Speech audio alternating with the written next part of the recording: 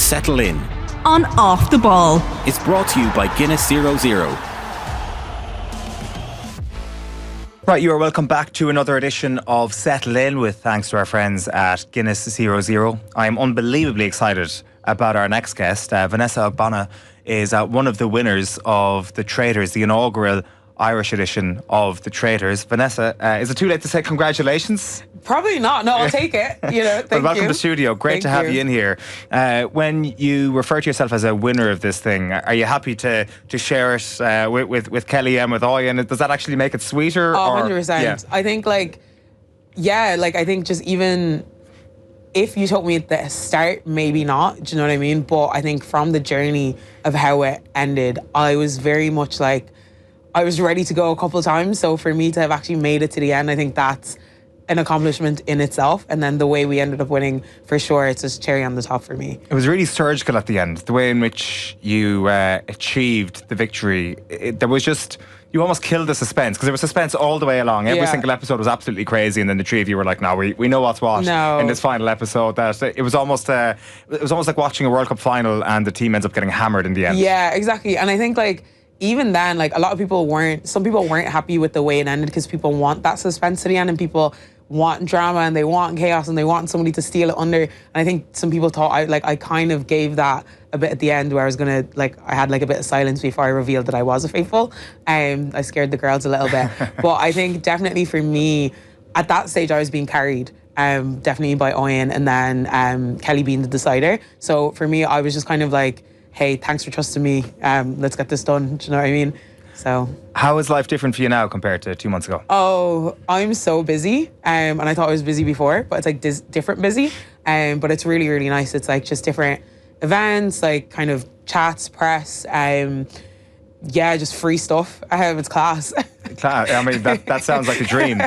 It's amazing what a success it was. It feels almost nostalgic in a weird way, the idea of people watching TV at a certain time in the evening and communicating with their friends, texting their friends about it. It's just not something we have anymore. We're used to. Streaming is definitely taken over. And I think I didn't really think I'd be talking about this, but I think it brings back community. I think we're all so individualized in everything.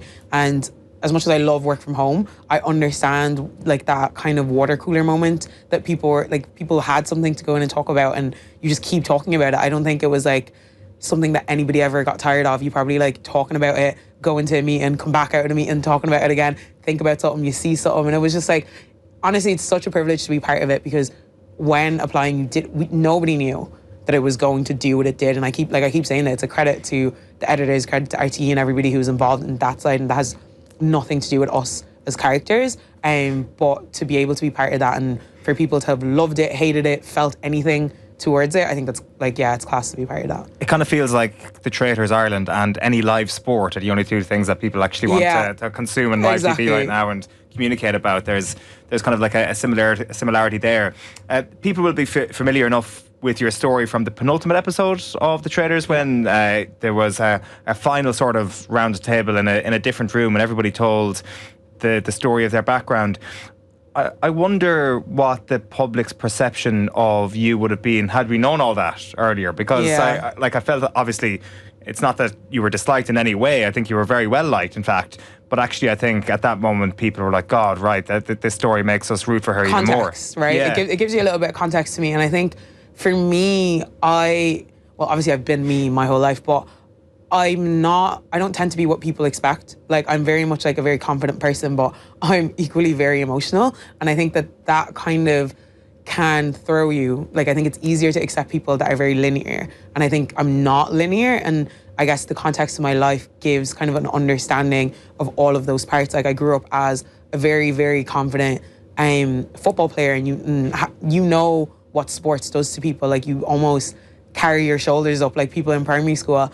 I don't know if it happens anymore, but you win a medal on the weekend and I'm going around every class telling them about what I won and what I did. And that was who I grew up to be. Whereas then after that, life kind of takes you down a notch in certain ways. You learn empathy through grief. You kind of start questioning different things. And then for me, I've been kind of going through a journey of vulnerability and understanding the power of that, and then being part of social media as well. You almost I think I was probably the best at telling my story on the show, but it's because I've done it before. You know, you start to understand what parts of you that people connect with, right? And even the direct provisions part of it was very weird for me because everybody's like, oh, thanks for sharing that. And I'm like, it's just my life, you know? And since then, you just don't really understand what everybody else is going through. And I think it just makes you a little bit more human. I think at that stage, we were all just characters in a game. And when you hear the different things that people are going through, like with Ben, and obviously he's sharing about his parents, like somebody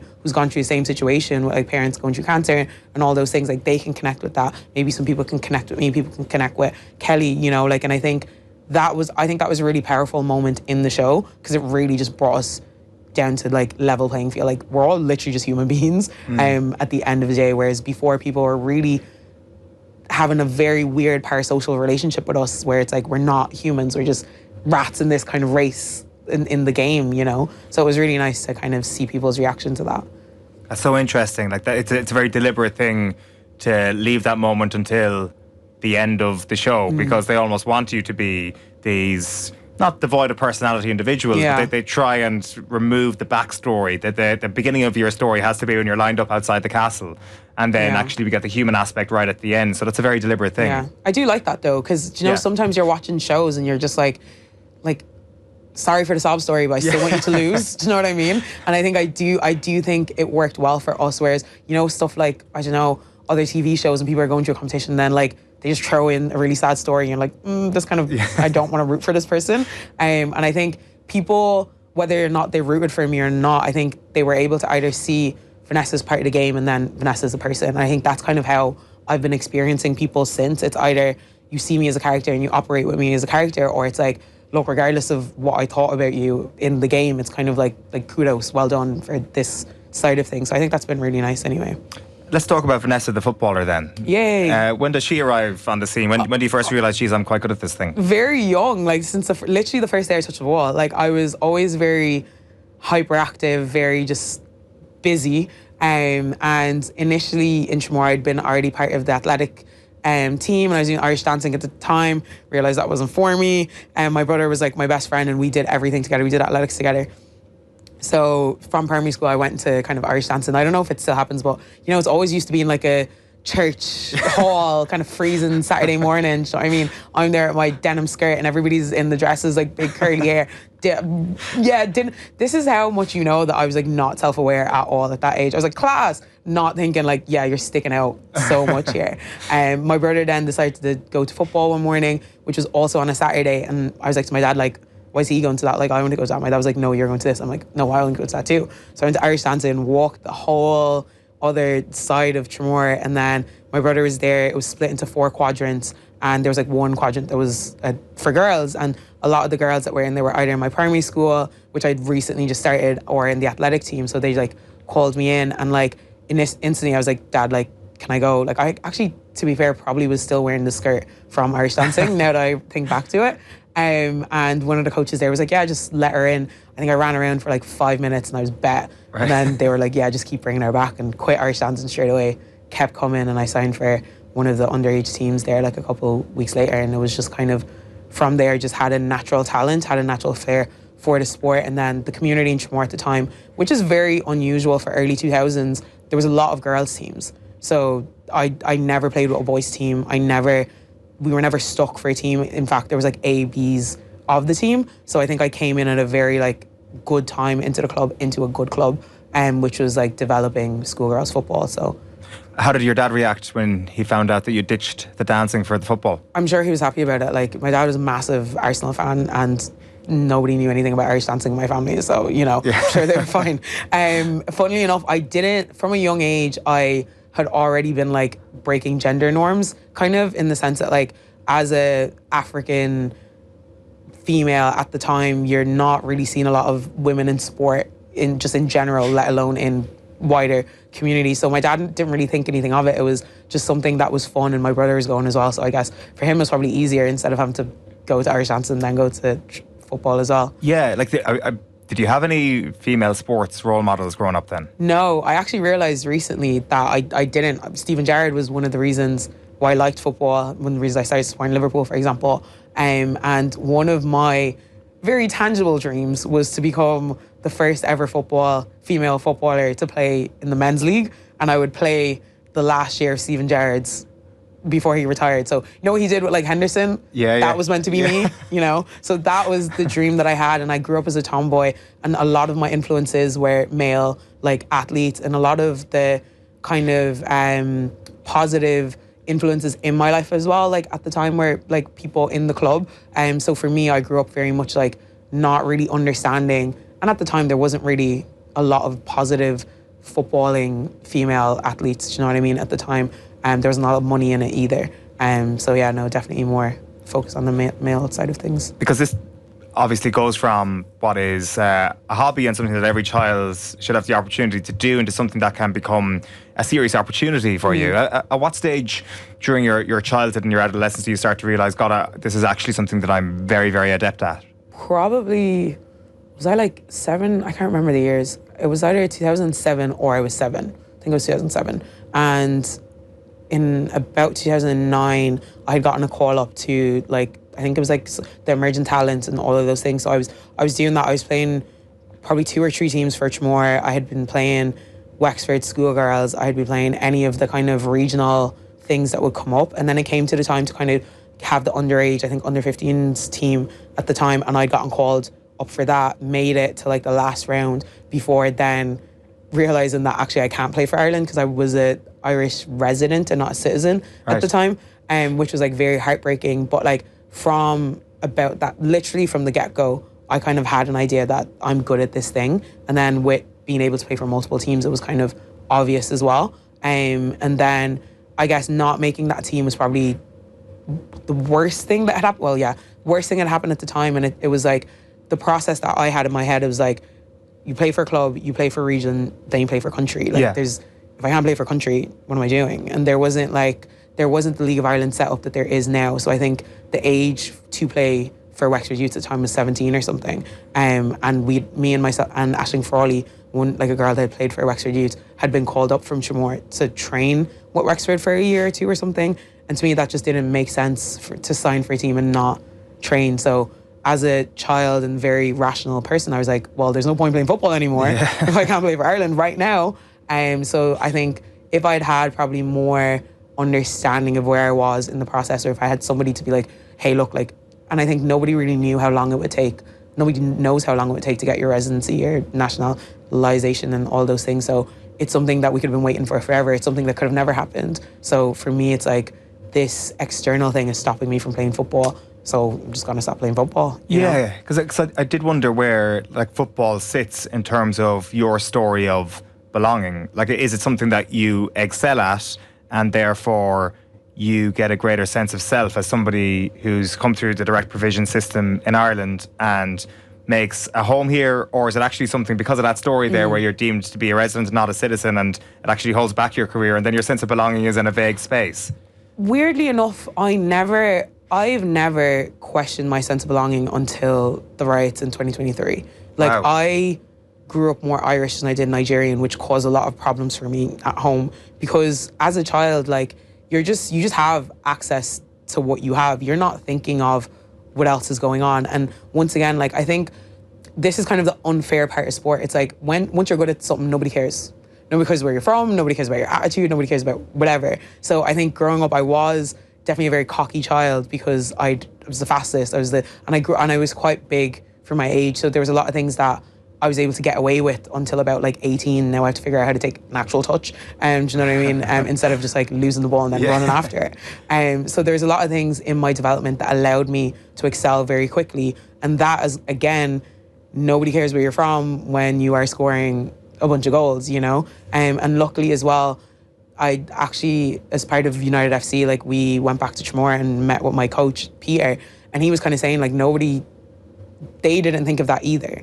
You know, like, it was very new to everybody at the time, and weirdly enough, Tramore at the time seems to be more progressive than a lot of places now, but it was just like, they just accepted me, saw me as a child, and we were going to, like, my favourite story is driving somewhere, and I'm doing, like, my geography, like, tests in the back, or like my Irish exam, or like he's like quizzing me, like, so he's like, it's not just football, like he's nurturing me as a person, you know, like, and because that's the only way I was allowed to go is if I'm doing my homework. So getting picked up from school, bopping over to Wexford, playing a game, coming back home, like 10 o'clock, like as a teenager, that's a lot, you know, and I was playing, like I said, with girls older than me, so they were grand, but I'm in the back of the car, like doing my homework, and Peter's making sure the music is like low enough for me to concentrate. If I'm talking too much, I'm getting in trouble. So it's almost like a father figure already, do you know what I mean? So it is fully my sense of belonging and identity at that age, you know. So did the rest of your family have a more difficult time, I guess, finding their place in Ireland because they weren't as talented as you in terms of like that sporting thing?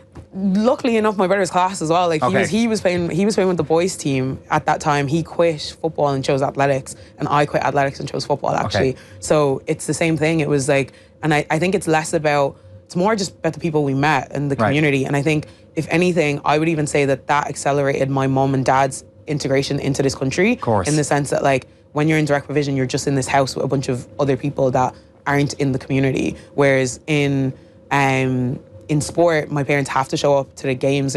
They're talking to people in my school, or they're talking to people in football, and they're meeting my friends' parents. Because if I'm going for lunch after school with someone, they need to know who that is, and people are able to help them out or give, like, some people we've met, like, able to give my mum a job or something like that. Do you know what I mean? So if anything, it was a whole community thing, and I think some people are probably sick of me mentioning Tramore every 2 seconds, but when you have context of that, like, I'm nothing but grateful because of the people that I encountered, you know, and for my parents as well, and it's done a great deal for them as well, you know. Till now, go home every Christmas, see my athletic coach, you know. It's more than just, oh, you just played this sport and whatever. I think at the time people were really invested in seeing us grow as kids, you know. Not just to be a very useful part of our team in a few years' time.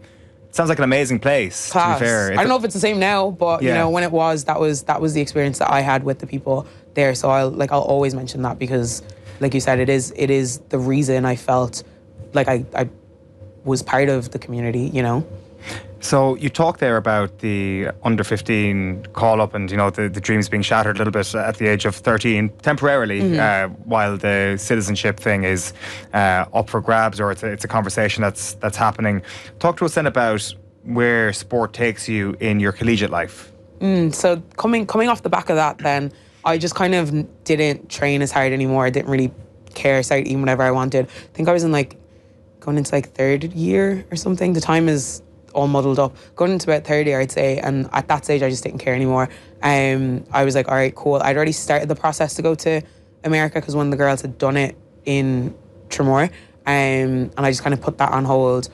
Just was doing my CAO, all those things, and then accepted UCC, went to UCC, signed with Cork City FC, and then I remember we played against Wexford, and I think they bet us 10-1. And that was the biggest revelation I've ever had as a football player, because these are girls that I've played with growing up, that I've trained with. Like, some of them I at a point would have considered myself better than, and I'm nowhere where I should be. I'm nowhere near them. They're running rings around me, you know. And that was just like, no, I have to leave here, because at the time there wasn't, once again, there's not as clear a pathway now in 2014 as there would be now. Do you know what I mean? So for me, that was the only out that I saw, because I didn't have the funds or the resources to go have my own trainer or have coaching sessions or whatever. So luckily, again, this is really a look at the Irish story, but my coaches in Oakland University were two footballers for Ireland, so Mag Soren and Claire Scanlon. So they had played for Ireland. They were coaches at Oakland University. I'd gone to a showcase in London and they'd seen me there, and I was overweight and I was unfit, but they saw something in me, and they took the chance, and I signed for Oakland University. On a scholarship, obviously. On a full scholarship, which is crazy as well, because it's like my education was great, so they could have at least. So with the scholarships, like, you're trying to get as much money from multiple places. You don't want to give a player a full scholarship with sport, because then that limits how much you're going to give another player. Sure. So some people will balance school, academic and sport. But even though I could have gotten an academic scholarship, they were like, nah, they just thought I deserved it. So it was something that I was very grateful for as well, because there's no way I would have been able to afford the American system if not, you know. Talk to us about how the American dream then goes for you in terms of expectations versus reality. American nightmare. But yeah, no, America was amazing. Absolutely loved it. I go there in August, absolutely scorching hot heat that I've never felt or played in before. So initially I'm struggling because the American style of football is a lot more athletic than it is over here, and it's just a bunch of running. We have like 3 months of preseason just running in that heat, and I just wasn't doing great until the sun went down, and then around September, October, started kind of finding my feet.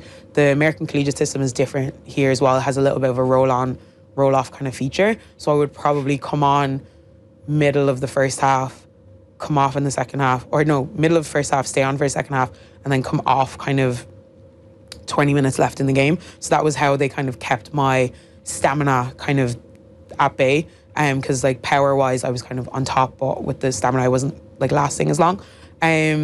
After our first season, then I think, did we win our first season? Yeah, we won the championship. And then you go into a postseason in America, and then that's basically like you're just keeping in shape. There's really no out of season. And at that stage, I'm coming into myself. I'm getting fitter. I play our first postseason game. I'm the only person who plays 90 minutes. I score 2 goals. Like, I'm starting to see where I'm going to be come next year. And about 5 days later, after that game, I tear my ACL in training, which was also it was a collision as well, which is also unusual for female athletes. It's usually just like you just step and your knee goes a certain way. It was that at the time? Like instantaneously you thought this is bad? I think they knew. Right. I didn't know, because I was like, okay, I'll come off, ice it, and I'll see you guys next week for Michigan State. And everybody was just looking at me like, do you understand what's happening? And I was just like, because I'd never had a proper injury at the time. Like, I'd had like niggles here and there, do you know what I mean? And they were, I think my like personal trainer knew, but they just didn't tell me because I would have freaked out. So they tell you obviously that it's a very serious injury after that, and like I'm sure you're aware of what an ACL is at that point. Long.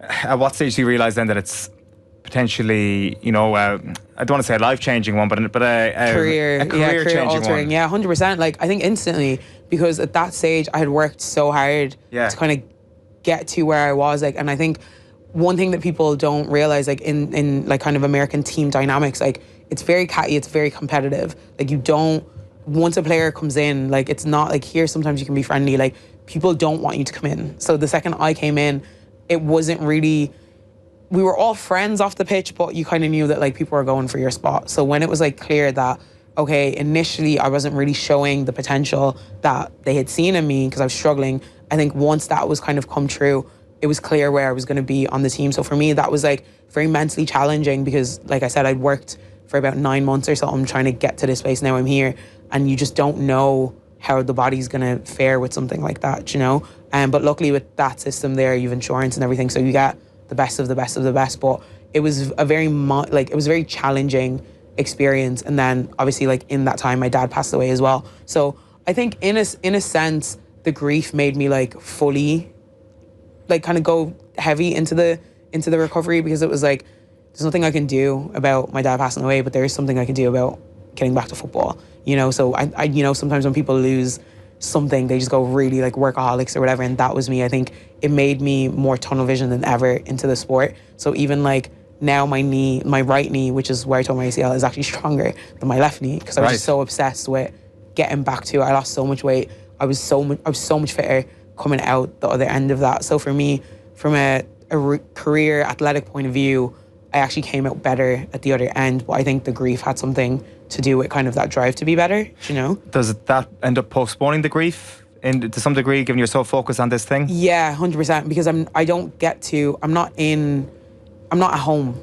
So I think it's like initially, like that summer was the hardest because it was like April, May? Yeah, April that it all happened. And then I got my surgery, I think in May, and then school's done. So I'm in America over summer by myself, because everybody goes back to, like everybody leaves campus. So I'm actually on campus for the summer. Do you know what I mean? So I think I've one or two friends that live in Michigan, but other than that, it's just me. All my teammates have gone to Canada, gone to England, gone wherever they're from, because most people don't actually come from the state that they're in, kind of thing. So it's all I had all summer. So it's the only thing I could do was go to the physio. Do you know what I mean? So you get injured, your dad passes away suddenly. Then you 3 weeks after. 3 weeks after, then you get the surgery. Yeah. And then you're in kind of this solitary recovery state. Like, I mean, the obvious question is, was that lonely? But maybe the focus just completely kept you going. It definitely was lonely, because it's like there's only so much you can do by yourself. In a day. And like my close friend now, like my friend Jimmy, like his family lived in Michigan and they were lovely. So like most afternoons, or at least once or twice a week, I'd do something with their family. Do you know what I mean? And he played for the men's team as well. And then there was like camps and all on. So like I was kept busy enough, but like it's just you and yourself in this room. Do you know what I mean? And then America has like summer school as well. So that was nice because there's like people on campus. So I wasn't by myself on campus as well. Yeah. When you end up going home, do you end up getting, because do you go home when your dad dies? For a couple of weeks, I came back to Ireland, but he was living in Nigeria at the time. So that that kind of messed things up. Like my mum and my brother went to Nigeria, but I came here and I was just with my sister for a week and then I went back to college. Was there any temptation just to pack in the United States at this point? Be with your sister, be with your family? At that stage, there's no point. Like, do you know what I mean? It's like, it's not, all I can see is this is all I can do. Do you know what I mean? There's nothing else. Like moving back to Ireland would have meant restarting and I would have just been where I was at Cork City. Do you know what I mean? And at that stage, it's like, there's only one thing that I have that's at least in my control, and that's like my fitness. And also moving back to Ireland at the time, I wouldn't have gotten the same level of care that I would have there. Like, whereas a lot of people, you hear people have like ACL tears and they're never the same again. It's because you can't afford going to physio every day. Like, whereas there I'm seeing a physiotherapist for like 2 hours for multiple times a week, and then we have a therapist on campus as well. So like the care was kind of second to none. So it just kind of made sense, you know? So you see out the rest of your time in the United States, and then you do end up coming back to Ireland to do a master's in UCC. Yeah.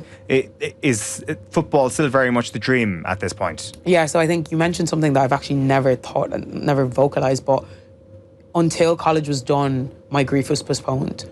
And then at that stage, it all came crashing back. So the point, like the dream was, the plan was never to come back to Ireland. But once I was done my college, I was like, everything that I'd postponed over those years, the loneliness, it's like America moves like 90 miles an hour all the time. There's no time for downtime. You're always thinking about your career. A lot of the girls who go through collegiate system label themselves as retired, but you're 2021. Really? But it's because they've been growing up for so long. Like, this is the pinnacle of, you're basically treated as like a professional.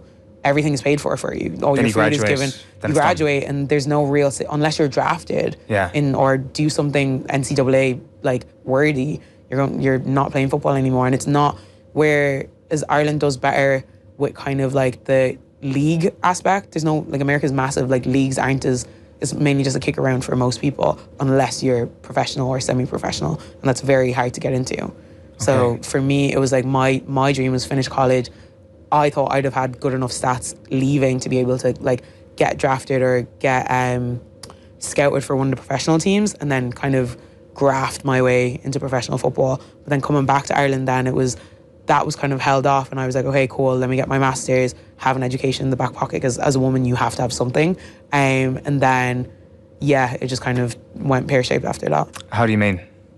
Well, came back to Ireland trying to play with Wexford Youth, and I think once again I left with no kind of like credibility, if that makes sense. Like, so I'd gone from like being a star player, like winning Golden Boots, winning Player of the Year season, all that in like the Wexford Schoolgirls League, whereas that into the League of Ireland, it's not a comparison. Do you know what I mean? Whereas when I played for Cork City at the time were in a great team. Like, I think we were finishing last, and I wasn't really anything in the league, and the league has kind of gone on about 3-4 years, so you're not anyone. So I'm kind of coming in off the back of America thinking that would hold me in a system that, like, and I joined a team with Rihanna Jarrett, like, it was never going to work. Do you know what I mean? So it was just kind of, they had their setup and they had the way things were, and I was in Waterford and that was the only team that made sense for me to sign with. So coming into that structure from kind of the tactical, political aspect of football, it wasn't going to fare very well for me, because I was always kind of second, third striker. And then at the time, Blessing Kingsley was playing under 19s for Ireland. So it's like two like international players and then me. Do you know what I mean? So I was always kind of in that cycle trying to push to be better, and it just wasn't working, which is why I wanted to go pro in England then after. Yeah, so this goes through a TV show. Yes. The ambitions that you have to go pro in the UK. So it's weird. So I signed with an agent, and once again, because I got injured for most of my season. Then the last season I had with my team wasn't great. Like, we just weren't great as a team. And I played with Wexford, but I wasn't a main player. So on paper, that doesn't look like anything for a professional team, and clips are kind of neither here nor there at that stage. My main clips were from Oakland, where I've just played 3 years or something, 2.5, I think, with Wexford Youth. So she's aware of like this TV show, and I think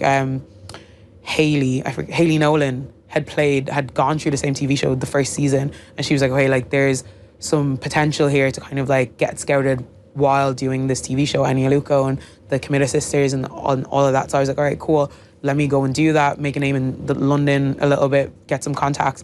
In the process of that, I get COVID in January 2021, and I was actually talking about this today. So remember the incubation period or the isolation period? It's like 2 weeks. So that's the start of January, but that's also the start of pre-season. So I literally just took my isolation period, and then once I started feeling better, I was back doing the running by myself, and I went straight back into football, which is the worst thing you can do right after having a virus like COVID. It was the first virus that was like killer. So that was it. I really just didn't let my body rest, and I think that's where like all the problems kind of started. My GP thought it was just like what was that, long COVID. I had some long COVID symptoms. I was like, all right, cool, if there's nothing I can do about it, then I'm just going to keep training. And so just kept training. And then in and about April, May again, which is when we were filming in London, like my body was just had enough. I went from like training with Wexford 3 times a week or something to now training and filming in London pretty much all day, twice a day, 2 training sessions a day for 4 days. At the end of those 4 days, my body was just not functioning. And I remember, like, if you end up being able to watch the series, there's one day where you just don't see me. It's because I was like, they were like, oh, take a nap for like the first session. I slept through the whole day because I think that was the first bit of rest that I had in like months, I'd say. And then in that process, then realizing there's actually something seriously wrong with my body. Like, if you see any of the clips of that, like my face is like massive, my hands are massive, my legs are swollen. Found out there was like fluid in my lungs and around my heart, and my body's just not working. So then the format of the show is however many girls come in the first week, you now dwindle down to, I think, like 15 or something. That team plays the professional team, and Funner Scouts like met the likes of like Joe Cole and everything, like some different like professional players that came in. So then you make the second week, and like watching the show back, one of the comments on like the first day was like, me and this other girl who ended up being pro in South America were like the 2 favorite players. But then at like the 4th day, she was like, oh, Vanessa's great, but she's basically a cone. Like, she's not moving. It's like, realised I can't physically move. But I'm trying to, like, as a forward, if you understand the game a little bit, you don't need to move that much to be effective. Yeah. So I think that's where I was kind of having a little bit of like, just using my brain instead, where my body's not really working. So I just ended up playing a 9. Like, I tried different positions because I was just like, I don't really care where I get scouted, I'll play. Because I played everywhere on the pitch. So I was like, all right, cool, I just play as a 9, like just holding striker, play the ball, turn, shoot. That was all I wanted to do at that time. And then they could see the difference, you know? So yeah, then they were like, look, morally, we actually can't let you go through because something is wrong with you. And I was like, no, please.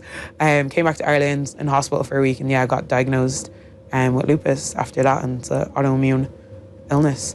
So. What's the process to recover from that like? So essentially it's just my immune system. Okay. And when I speak about it, everybody's like, you're not taking this seriously. It's because I can't take, my immune system is attacking healthy cells. Does that not seem very silly to you? It seems very serious. Yeah, it is serious, but to me it's so silly because it's like, you're meant to not do that, right? Do you know what I mean? So that's like, when they told me, I was like, oh my God, of course this is what I get. That's what lupus is. Yeah, it's like, it's an autoimmune illness. It's like my immune system is not functioning correctly. It's attacking healthy cells, mainly in my kidney. And then that's why like the fluid is not being like dealt with properly. And obviously the longer that goes untreated, then obviously you can like kind of die from that. Can you medicate to ensure that it's not an issue? Exactly. So it's a long-term chronic illness. Like so right now, like I'm on medication and I will be pretty much for the rest of my life. But it doesn't affect your day to day, really? Not for the most part. Like as long as I take my meds, like I'm currently like in a state of kind of remission. Okay. But kind of as a woman, like anything can flare it up. Like if I get pregnant or something, that can flare it up because it's just like stress, heavy stress on the body is a kind of an identifier for that. So football is, at one point in your life, the essential thing in your life. You have a very strange incident that leads to your ACL going. Your body starts attacking itself. How do you deal with that? Is it a sort of, I need to kind of come to terms with this right now? Or what's the mindset in the middle of all of that? Well, I signed with DLR Waves 2 years later, so clearly I wasn't come to terms with that very well. So football was my identity at the time. So it's so weird right now that I have to tell people that I played football, whereas the majority of people who knew me prior to 2021 knew me as Vanessa the football player. Whereas now it's like content creator, winner of Traitors, whatever.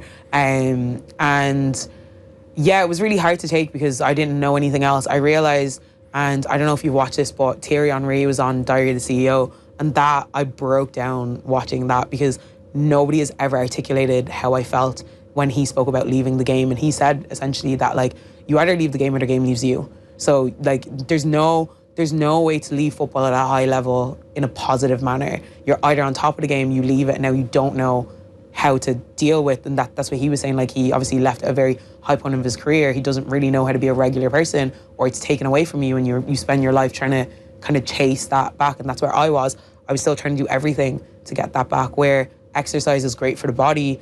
Being a professional footballer with lupus is actually a stress on my body.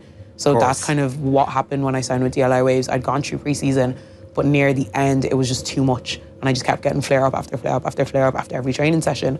And then it just wasn't, I just couldn't actually play, you know? So I left literally about 2 or 3 weeks into the season. And you knew at that point that was going to be it in terms of Yeah, that was football. it done. Like, it had to be. And did the Henri clip make you emotional because you realised then that you would have had to go through this divorce process with your sport at one point? Divorce of identity more than anything, because like I said, from a young age, and once again, just the way where football was at the start, I picked being an athlete over being a girl. Like, it wasn't an option, right? Like, the way I did my hair, the way I dressed, was very much, a tomboy. Like I never did my nails. I wasn't into makeup. Like, I just wearing a tracksuit 24/7 because this is my whole identity. Like, there's nowhere that I didn't go that I didn't let you know that I played football. Yeah. Do you know what I mean? So now I'm going into the world. I'm like 20 something. It's funny. I'm starting to date people. I remember I was dating someone, and I didn't really think this was going to come up today. Actually, it was so funny. Dating someone, I told him I'd played like Champions League qualifiers. He was obsessed with that and gave me the ick because I was just like, as a man, like, do you know what I mean? You should be playing Champions League, not me. Like, do you know what I mean? And it's like, it's now like the finding of myself in a society that I don't fit into. Well, then, can I ask you, how do you react to people calling you Vanessa from the Traitors? Oh, it's fine now. I don't mind. I won 14K. Like, do you know what I mean? Love that. It's a pretty, you won the thing, so it's a pretty positive thing. But like, are you happy with that being your identity to a few million people? Like, I guess we don't know you, so we're like... Exactly. Like, so me, I've worked on my identity since then. My identity is not rooted in the things that I do, whether good or bad anymore. Yeah. Like, I've done a lot of work. Like, I've spoken about my fate a little bit. Like, that's something that has grounded me as a person. And I've started working with the Shona Project, and I did a speech with the girls, and I said, my hope for mainly women, but I guess men can get this as well. It's just like that people will realize that if nothing was ever added or taken away from your life right now, like, you are enough and you're worth good things. And I think my worth came from being a good footballer. My worth came from scoring goals. My worth came from being recognized from a young age. Like, and if that wasn't given to me, like, who was I? And that kind of transcended into kind of work life now, transcended into like social media, because from a young age I was told, whether like directly or indirectly, that like your worth is directly connected to your performance, you know? So it's something that I've taken away. So whether I won, lost Traitors, or didn't, whatever that becomes, it's not my identity. So right now, like, yes, you know me as Vanessa from the Traitors, or wherever people meet me, that's great, but it's a thing that I'm doing right now, but it's not what I'm deeply rooted in, you know? So it's like that kind of self-awareness and work. And when you go through so much grief, because that's what it was, like, I was grieving my dad, I was initially grieving my sport, which was my identity, with tearing my ACL, also what I was grieving at 13 but didn't know, you know? So I've grieved this thing for so long that I had to become like a professional at grieving. Do you know what I mean? So and I think another thing with grief is that like everybody knows it's not linear. So when I'd moved back to Ireland, that's when I started grieving my dad. So this was like 3 years later, and in that process you go through a whole bunch of emotion, you know, and while doing that, trying to play football and all these things are happening, I'm just a constant state of grief for so many years. And it's like in that I'm having to rebuild who I am because everything that I knew was formally taken away. Do you know what I mean? Is grieving your sport as complicated and as long lasting as grieving a family? I presume not. Maybe it is. It is. Because grief is grief. The brain doesn't know. True. It doesn't know what it is. Do you know what I mean? And I think with like family members, like you have your own relationship with them as well. And I think with death so suddenly, there's a lot of things unanswered. Do you know what I mean? It's the same thing with football. Like I don't know whether I was good enough to become a professional footballer. And that was something that was hanging over my head. And even now I've come to a place where I'm healthy enough to talk about it. Like I never spoke about football because I felt like when I'm like, I was working with the FAI for a bit, like when I'm meeting the girls that I've played before, like I can't say that I didn't tell anybody that I got signed or did whatever at 13 because it's just one of those things where people are like, oh yeah, I could have gone pro, but I broke my knee. But to me, it was fully tangible for me to become a professional footballer. Do you know what I mean? And it's like so weird having that. There's no real answer to that, and everybody has their take on that. So I was so ashamed to kind of talk about that because it's something that's unanswered. And if anything, you don't know me. You didn't see me play. I could be making this all up. No, but like, maybe that's actually bigger than the 14K that you won. Is actually the ability to tell the country, you know, I could have been a contender. Yeah, guys, I literally remember me when I was 13? I was class.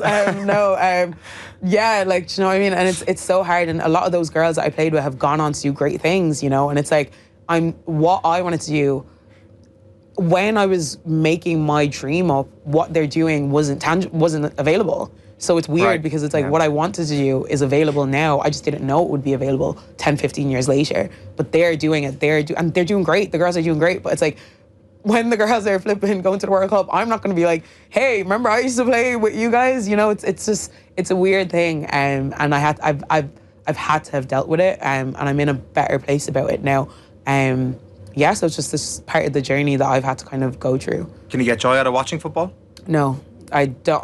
I remember I went to, before I signed with DLR, I think I went to a Wexford Youth game in DLR. I was Wexford Youth or DLR and I left half time. Just couldn't, like, it was just, I don't even support a team anymore, really. Like, it's just not, and somebody told me to say, oh, you can go into coaching. And actually, when I announced I was kind of quitting because of lupus, everybody's like, oh, come coach, come do your badges. No, I'm not a coach. I can't.